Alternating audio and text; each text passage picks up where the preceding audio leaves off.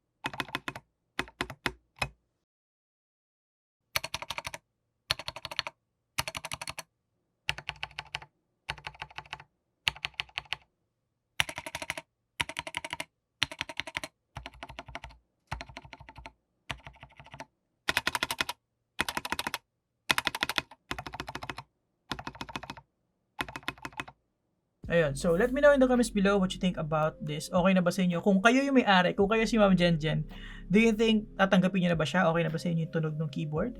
So, overall, okay naman siya para sa akin. Ang di ko na nagustuhan is yung pagkahalo lang nung chassis or nung casing. Maririnig mo talaga yung hollow sound niya. Pero overall, okay naman yung feel ng Gateron Cap Milky Yellow. And okay na din yung sounds na stabilizers niya compared sa kanina na parang, yung kaninang sounds kasi parang may mga karayom sa loob ng stabilizer eh. Ngayon parang hindi na, parang wala na. So ayun lang guys, gusto ko lang sa inyo i-share yung experience na yun. Kung gusto niyo mapanood yung buong live stream kung paano ko minodify stabilizers, I'll put a link on the description below so that you can check it out. So thank you very much for watching guys. Subscribe if you like this and see you next time. Have a great day. You're awesome.